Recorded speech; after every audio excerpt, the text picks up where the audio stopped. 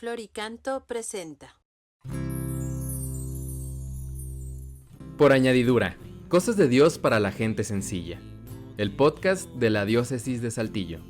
Por añadidura, de la perícopa de Mateo 6:33, busca primero el reino de Dios y su justicia divina, y por añadidura, lo demás se te dará.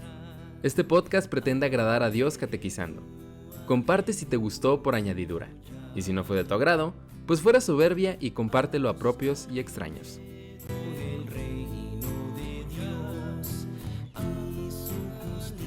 Primer capítulo.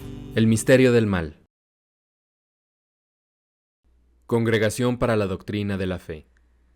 Carta a los ordinarios del lugar para recordar las normas vigentes sobre los exorcismos. 29 de septiembre de 1985.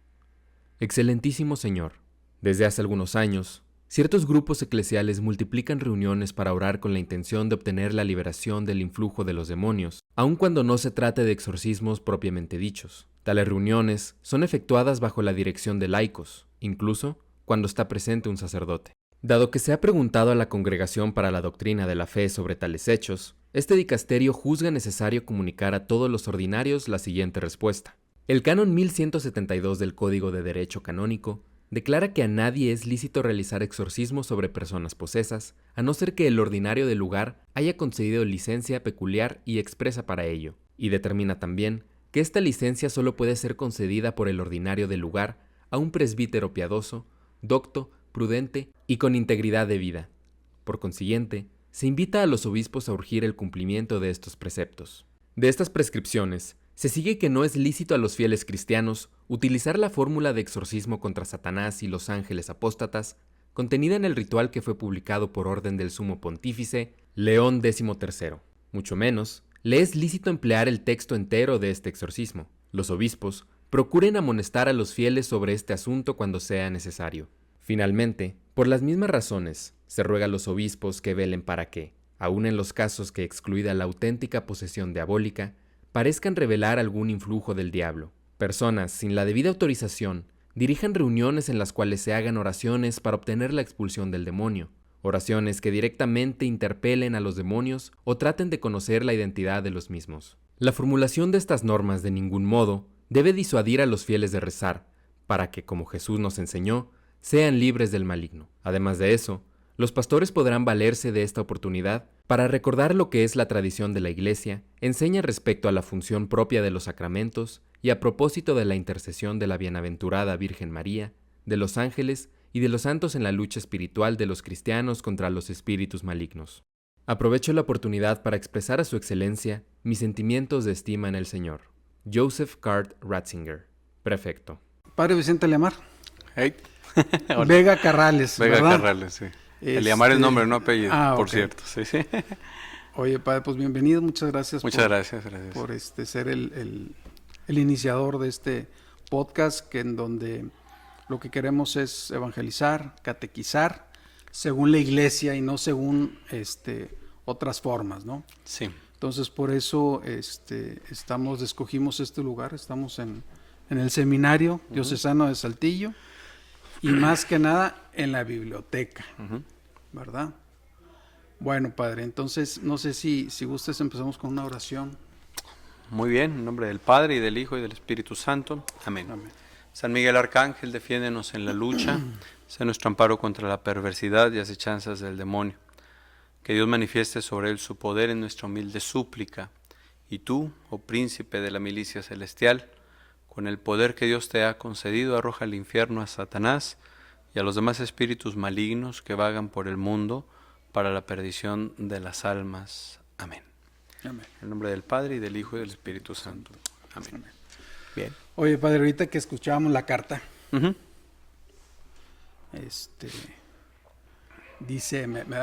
dice, el ordinario lugar al obispo le debe dar licencia a un presbítero piadoso, docto, prudente y con integridad de vida.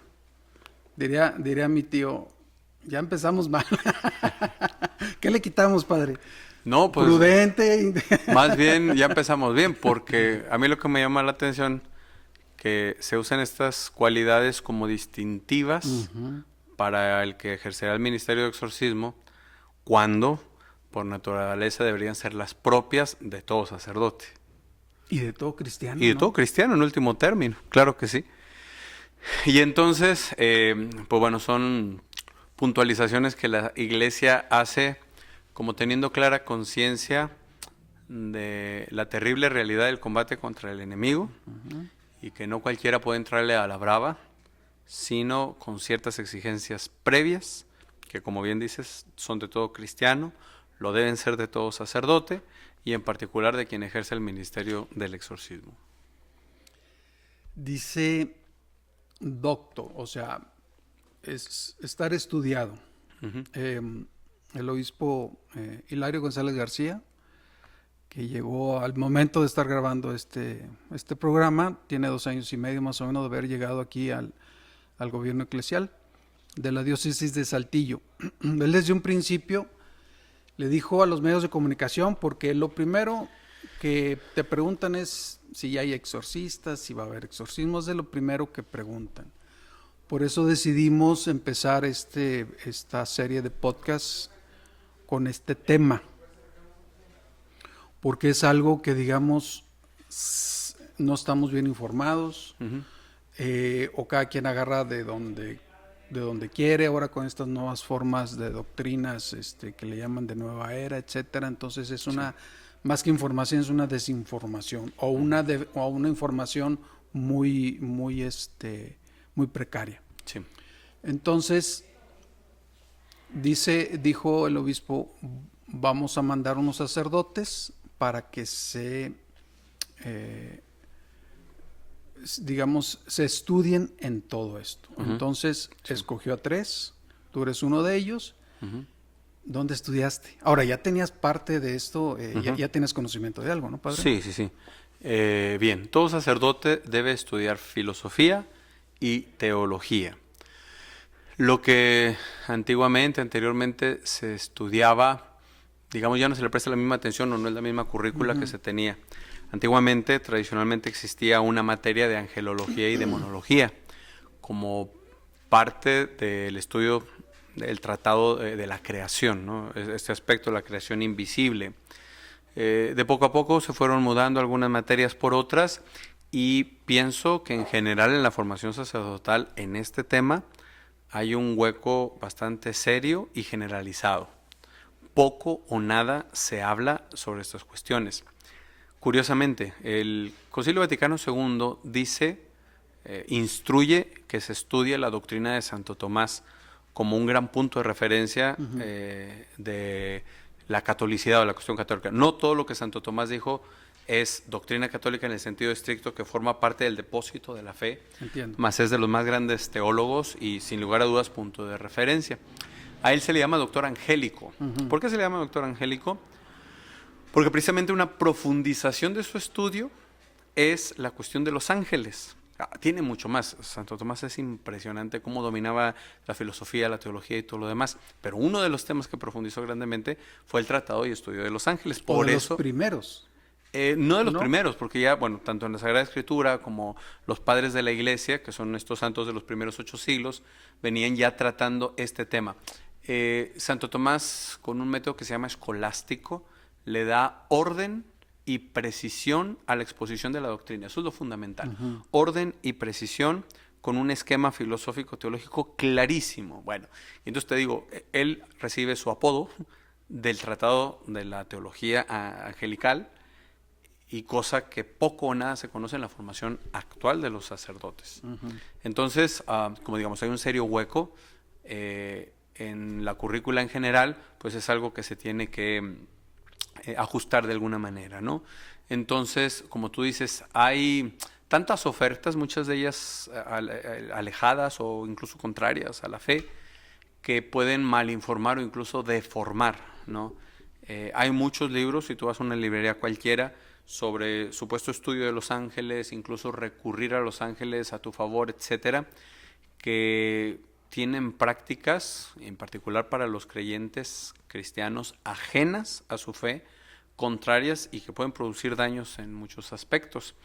Y entonces, qué mejor que ir a lo seguro, esta doctrina católica que la Iglesia ha enseñado siempre, ¿no? Un punto de referencia, Santo Tomás, pero hay otros estudios.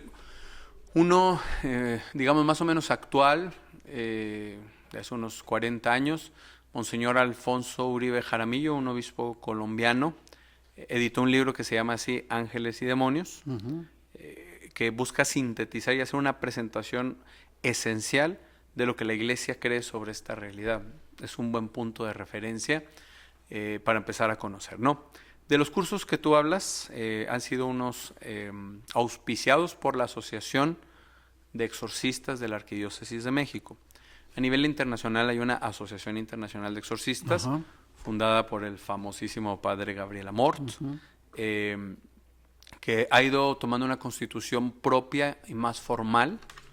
Esta asociación ha editado, no para el público en general, sino para quienes se dedican a esto y para los obispos, un librito que se llama Líneas Guía en el Ministerio de Exorcismo.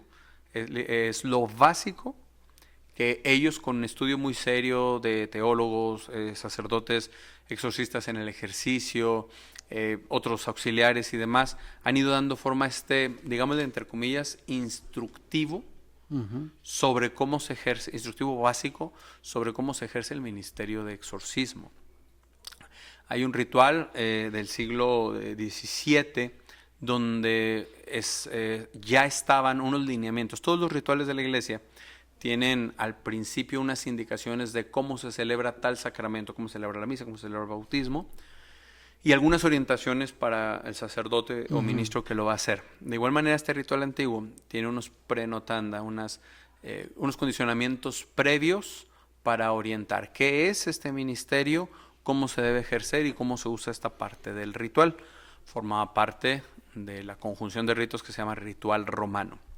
En el 99 sale un nuevo ritual de exorcismo independiente, quiero decir, ya no está dentro de un libro más grande llamado Ritual, sino uno propio, que es más simple que el anterior, pero es el ritual actual, así como hay un nuevo misal, hay un nuevo ritual de bautismo, ese es el nuevo ritual de exorcismo. Y entonces también tiene sus prenotanda, y entre los del ritual antiguo, el ritual nuevo, las normas básicas ofrecen estos lineamientos esenciales para desarrollar adecuadamente el ministerio del exorcismo, ¿no? Los cursos, el primero que da la Asociación Internacional de Exorcistas es el de las normas básicas. Lo tomé en línea, ¿no? Todavía.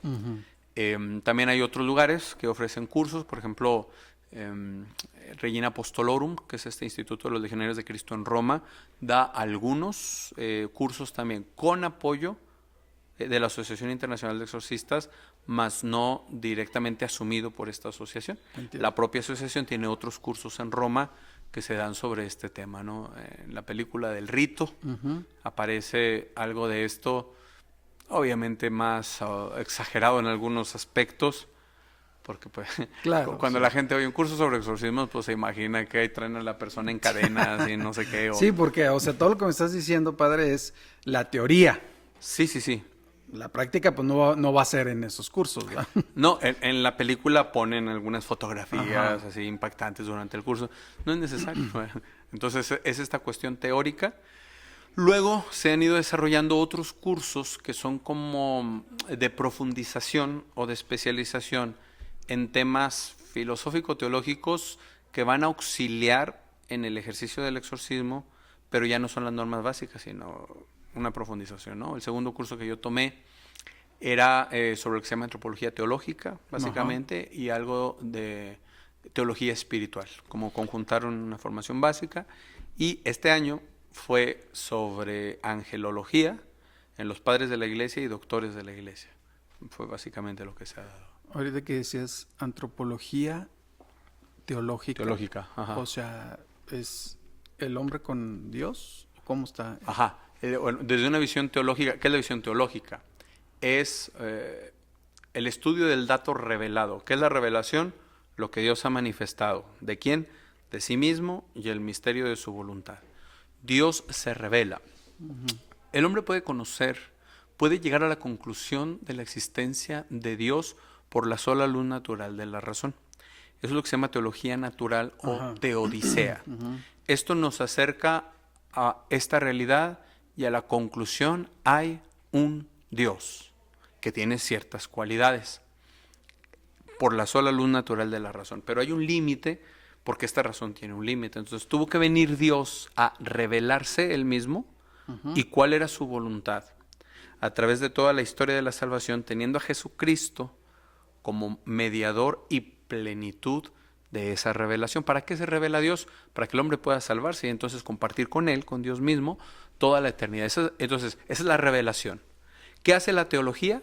Bebe de la revelación y, valiéndose de la razón de la inteligencia, la desmenuza para que sea accesible, sea aplicable, sea entendible cada vez más.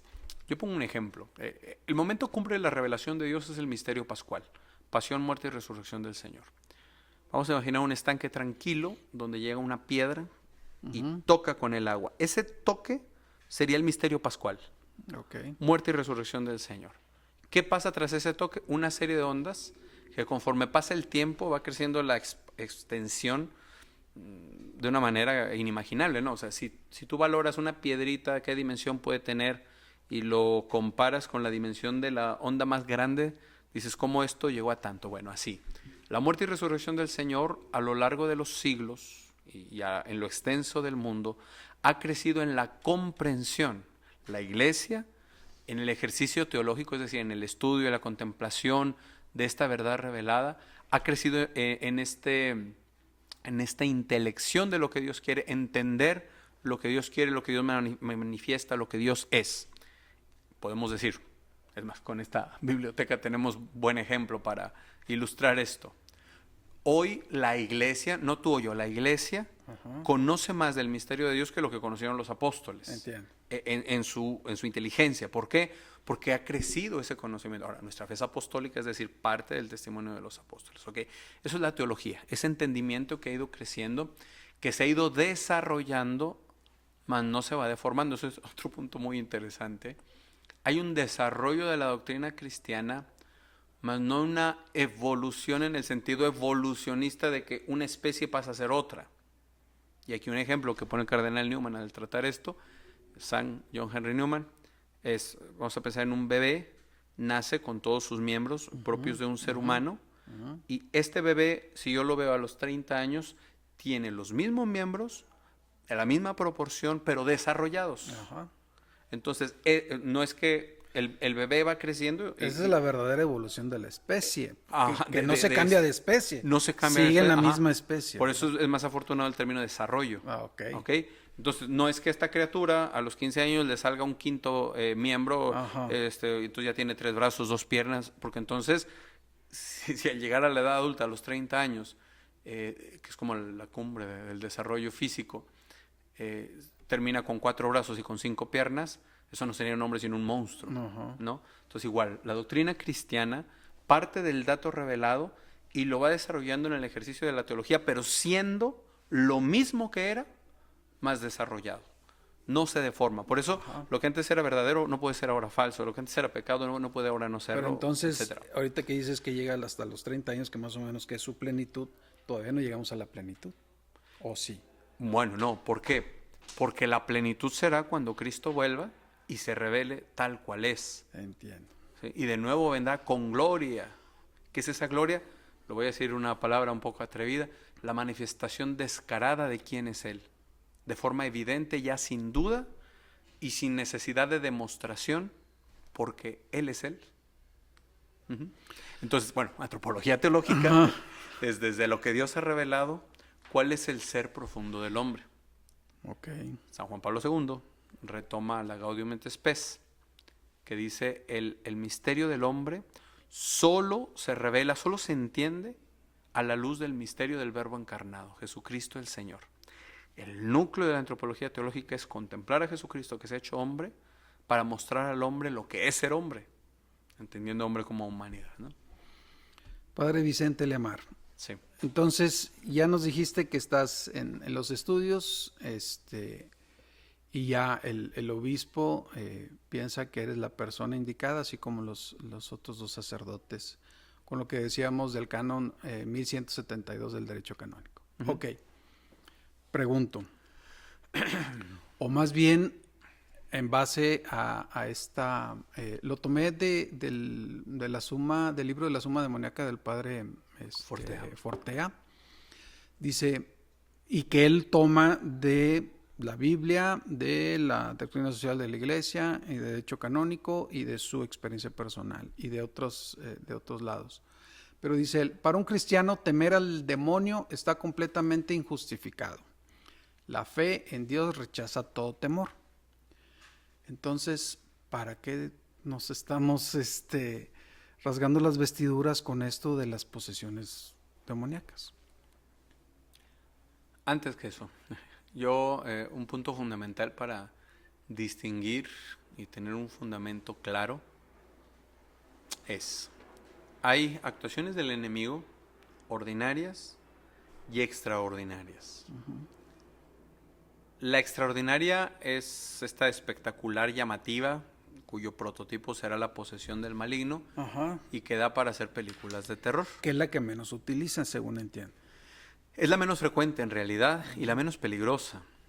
De todas las actuaciones extraordinarias, que, insisto, el prototipo es la posesión, hay otras, como no hay una clasificación estricta, pero se le puede llamar vejaciones, o sea, como humillaciones que el enemigo hace. O cuando estas actuaciones extraordinarias suceden sobre un lugar o sobre un animal, se le llama infestación, que son las que dan para películas de terror, insisto. Y la otra, la actuación ordinaria, que es la más terrible y peligrosa, que es la tentación, que es donde se me propone hacer el mal disfrazado de bien. Ok. Cuando yo acepto la tentación, es decir, ejecuto el pecado, la tentación deja de ser tentación y deja de ser cosa del demonio, que no todas las tentaciones vienen del demonio, mundo y carne, se les puede llamar de forma genérica el enemigo del hombre, y desde estas fuentes puede venir la tentación. Demonio, de quien hablaremos más a profundidad, este individuo con todo su séquito. Ajá. El mundo, esta tendencia común que busca el desorden. El ejemplo prototípico, el adolescente que se inicia en los vicios por reto de sus amigos, ¿no? Ándale, o eres sacatón, o no vas a fumar, y eres una niña, y eres no sé qué. Y la carne, la propia fragilidad, que por el pecado original más los pecados personales más la falta de crecimiento espiritual puede ser fuente de tentación. Okay. Cuando yo acepto la tentación, se comete pecado, que puede ser venial o mortal.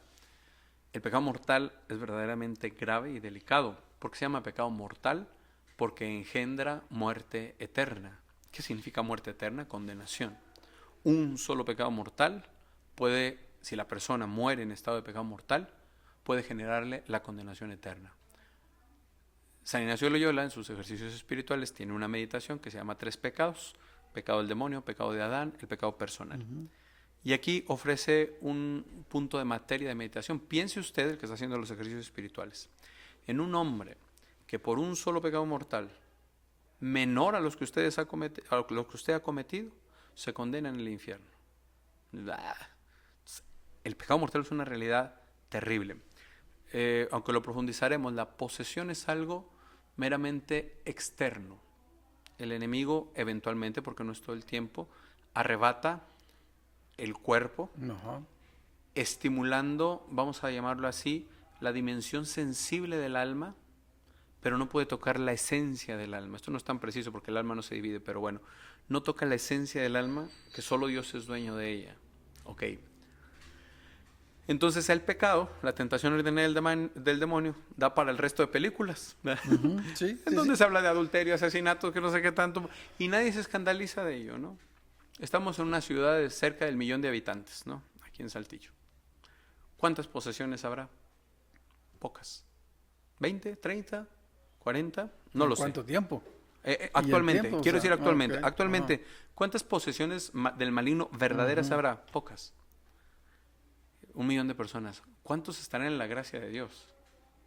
O sea, libres de pecado mortal. Entonces, cientos de miles de personas que no les interesa estar en gracia, están en un estado, pueden estar en un estado más grave que en el que está una persona que sufre posesión y que sin embargo se está confesando, está yendo a misa, está llevando una vida de gracia. Entonces, por eso hay que poner cada cosa en su lugar. Es más grave la acción ordinaria, más peligrosa, que la acción extraordinaria. Debemos aunque estar llame más la atención. preocupados del pecado, de cometer pecado, Debemos que estar de más alguna posesión. Así demoníaca. es. Perfecto. El exorcismo connota algo negativo. Sin embargo, el exorcismo es una oración litúrgica de la iglesia, padre. Sí. Bueno, no sé en qué sentido querías plantear lo negativo, pero... Lo negativo en el sentido de que ahorita que hablabas de películas dicen exorcista y es demonio. Cuando el exorcismo en realidad es una oración, Ujú, sí. ¿verdad? Sí. Ok. Primero, es algo practicado por Jesús en los evangelios. ¿Qué es exorcismo? El Señor acude a su propia autoridad, la iglesia acude a la autoridad de Jesucristo y la que Él le ha delegado, en donde por el poder de Dios, digamos ya el exorcismo de la iglesia, por el poder de Dios, poder del nombre de Jesús, se ordena a un demonio que abandone a una persona, eventualmente a un animal o a un lugar. Llanamente eso es un exorcismo. Padre, ahorita que decías de poner las cosas en su lugar del pecado y del exorcismo. Entonces, digamos que la confesión destruye nuestras ataduras con la iniquidad, ¿verdad? Sí.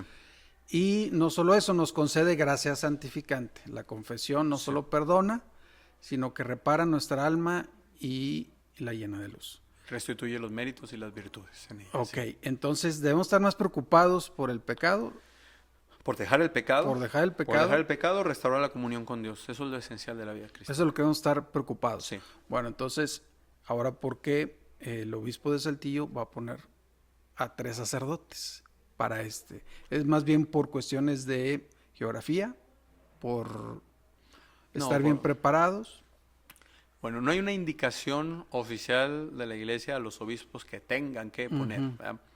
Pero forma parte del derecho canónico, que es la ley propia de la Iglesia, la figura del exorcista. ¿Por qué poner a sacerdotes a servir en este ministerio? Porque las acciones, bueno, el exorcista, en cuanto exorcista, se ocupa de las acciones extraordinarias del maligno. ¿Por qué ponerlas? Porque se dan. Ahora, no sé, un médico puede recibir a 20 pacientes, de los cuales 15 estaban verdaderamente enfermos y 5 no. ¿Qué tiene que hacer? Pues valorarlos, consultarlos para juzgar si hay una enfermedad o no, si requiere el tratamiento o no. Entonces, en la atención pastoral de la iglesia, pues se requiere satisfacer las necesidades que hay y no significa que entonces haya 20,000 casos de posesión que requieren este ejercicio, pero sí bastantes casos en los que se precisa de un discernimiento De acuerdo. para ver si hay o no, y es parte del servicio, y en donde se requiera una atención peculiar de la celebración litúrgica de un exorcismo o de una oración espontánea de liberación, pues que se ejecute tal Que cosa. para eso tienes que saber platicar con la persona, con la familia, etcétera, etcétera. Y a lo mejor no en una sola cita, sino a lo mejor en varias. Sí. Y diríamos, por eso el obispo ha querido asumir el mismo título que se tiene a este ministerio en la Arquidiócesis de México, Pastoral de la Consolación. Ah, ok. Precisamente porque no trabajamos en orden al diablo, sino en orden a Dios. Y en ese sentido, esta sería una parte de la evangelización integral de la Iglesia, muy constitutiva de lo que llamaríamos dirección espiritual, el acompañamiento espiritual. Un aspecto del acompañamiento espiritual va a ser en el cual por eso hay que estudiar más particularmente lo que ahí se dice, etcétera. Pero es un aspecto del todo de la iglesia, de la pastoral de la iglesia. ¿Por qué hay que hacerlo? Porque es una necesidad, ¿no? ¿Pastoral de consolación y liberación o nada más? Pastoral de la consolación, donde entra el acompañamiento, la vida de gracia, los sacramentos, la confesión, y cuando se requiere la oración de liberación o el exorcismo. Ok, padre. ¿Qué es un demonio? Un demonio. Fíjate, hay una catequesis del Papa Pablo VI, 15 de noviembre de 1972. Ves que los papas generalmente el miércoles han estado dando una catequesis, una enseñanza. Puntualmente, su santidad San Pablo VI, 15 de noviembre del 72, cualquiera puede acudir a la página del Vaticano, pone estos datos o incluso en el Google, le pones Pablo VI, catequesis sobre el demonio y te va a llevar a este link. Él hizo esta muy buena catequesis, precisa, densa, contundente y clara. El demonio, dice él, es un ser vivo, es alguien, es persona, no es cosa, es persona. Un ser vivo espiritual, no es de naturaleza material, como nosotros somos material y espiritual. No se puede nosotros. tocar, pues. Él es espiritual, no se puede tocar, propiamente no ocupa un lugar en el espacio porque la materia es la que ocupa un lugar en el espacio, pero eso no significa que no sea alguien, es persona, es perverso en sí mismo, es decir, está 100%. Totalmente, e inexcusablemente e irrevocablemente. Okay. Es perverso Eternamente. y eternamente, y es pervertidor.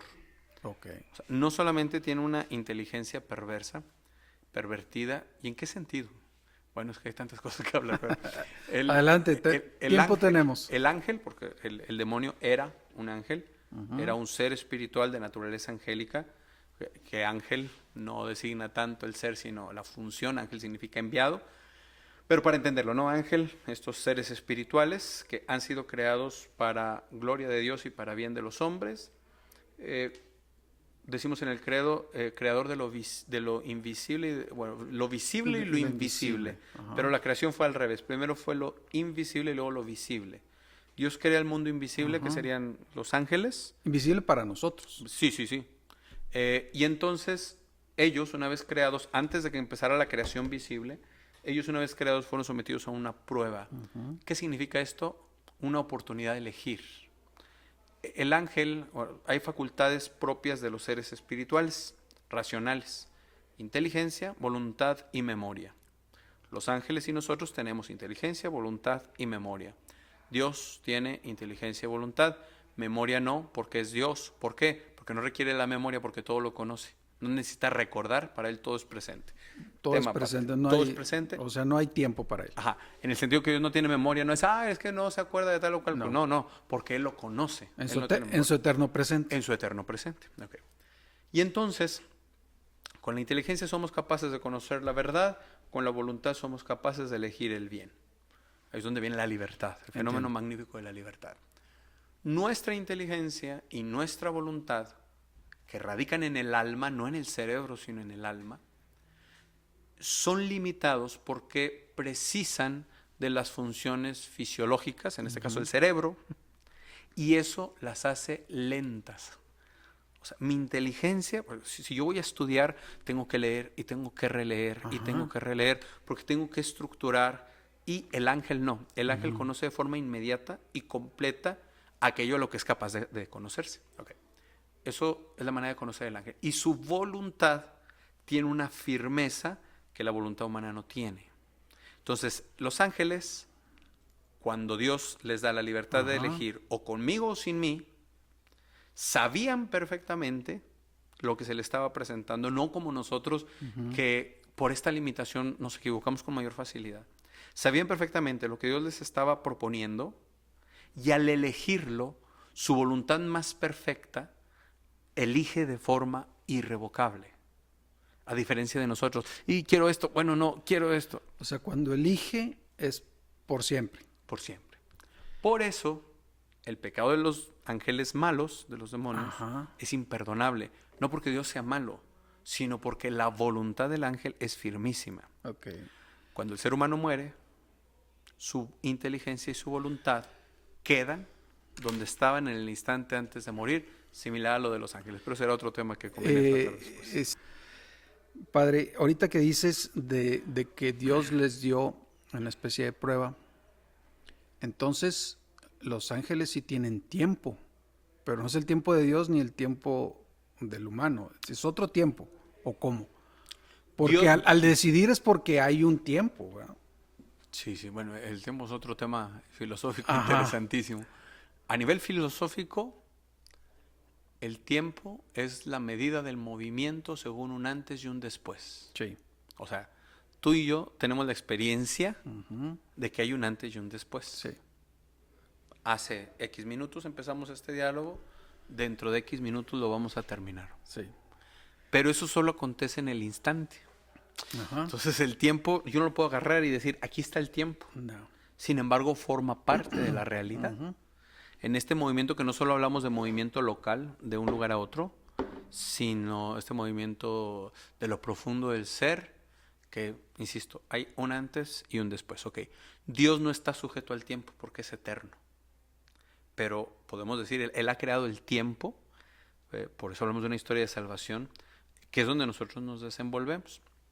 Los ángeles participan de esta temporalidad porque el ángel estrictamente no es eterno, porque sí tuvo un principio. Okay. Como nosotros tampoco somos Del eternos. principio creador. Hay un principio en el que fuimos creados. Todos los ángeles fueron creados antes de la creación visible. Por lo tanto, tienen un tiempo. Tienen un tiempo. Pero no es el del humano. No se maneja de igual manera. Y el espacio, pues sería otro problema, como no tiene materia, y el espacio siempre lo referimos entre dos puntos, ¿cuál es la relación entre ellos? Pues los ángeles no tienen en sí mismos una corporeidad que nos haga ubicarlos aquí o aquí. Más, sí hay ángeles en el cielo y demonios en el infierno. Temas entre filosóficos y teológicos difíciles. Bueno. Sí, entonces, hubo un tiempo, esto parece así, pero hubo un tiempo en la Edad Media, que fue una edad magnífica, por cierto. Ajá. Hubo un tiempo en la Edad Media donde esto era tema de discusión teológica. Ok. Entonces, bueno, ¿cuántos ángeles puede haber aquí o allá? Bueno, Cuando hablemos de la historicidad de estos casos, podemos llegar a la Edad Media y platicar tantito de eso, padre. Sí. Ahorita que decías de que los ángeles, Dios les puso una prueba, dice en Apocalipsis 12, y se entabló un combate en el cielo, Miguel y sus ángeles luchando con el dragón, y el dragón luchó y sus ángeles, pero no tuvieron fuerza.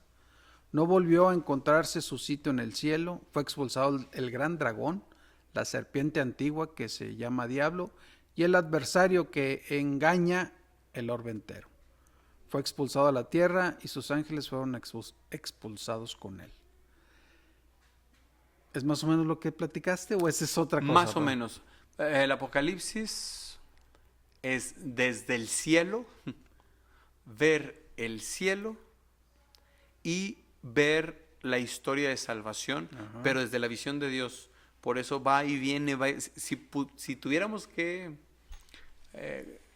someter a una línea cronológica al Apocalipsis, vamos a ir para acá, para allá, para acá. Cuando yo enseño el Apocalipsis, el mismo Apocalipsis lo dice: lo que es, lo que era y lo que vendrá. Entonces el Apocalipsis siempre habla de lo que ya pasó, de lo que está pasando y de lo que va a pasar. Siempre. Okay. Entonces, esta escena que platicas habla, o así se ha interpretado, lo han interpretado los padres de la iglesia. Gracias. Habla de lo que pasó, este combate original en donde San Miguel expulsa a el demonio de mayor rango, representado en el dragón, y a todos los ángeles, que aquí dice que con su cola barrió un tercio de las estrellas. Un tercio. De esto se valen algunos santos para interpretar, digamos, que los demonios eran ese tercio de ángeles que no quiso someterse libremente a la voluntad de Dios. Entonces hace el retrato de aquello, pero también hace el retrato de lo que es, porque este combate espiritual no termina, y hace un retrato de lo que será, porque también se habla de un combate escatológico cuando Cristo vuelva, y entonces ya todos los demonios sean sometidos definitivamente al infierno, y de ahí verdaderamente ya no habrá salida por toda la eternidad, ¿no? Por eso el Apocalipsis es de lo que pasó, de lo que pasa y de lo que pasará siempre.